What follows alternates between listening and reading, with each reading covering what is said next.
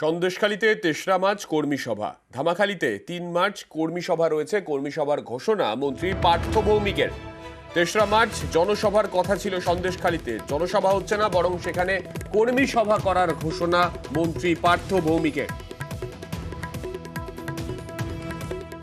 আমাদের রাজ্য কোথায় কোথায় বঞ্চিত হয়েছে, আমাদের রাজ্যে উপর কিরমভাবে জমিদার সুলভ মনোভাব দেখিয়ে কেন্দ্রীয় সরকার চালিয়েছে, তার বিরুদ্ধে প্রতিবাদের জন্যই ব্রিগেডের এই জনসভা। এবং সেই জনসভাকে সাফল্যমণ্ডিত করার জন্য সন্দেশখালী বিধানসভার কর্মী সভাটা ৩ তারিখ হবে দুপুর 2টোয় ধামাখালীতে। অশোকনগরের খবরের দিকে নজর রাখবো। অশোকনগরে খুন তৃণমূলের উপপ্রধান, নিহত গুমা ১ নম্বর পঞ্চায়েতের উপপ্রধান বিজন দাস। তৃণমূলের উপপ্রধানকে গুলি করে খুন। রবিবার রাতে এক জমি ব্যবসায়ীর সঙ্গে বচসার সময় উপপ্রধানকে লক্ষ্য করে গুলি চালান দুষ্কৃতীরা। তৃণমূল উপপ্রধান খুনে আটক 2।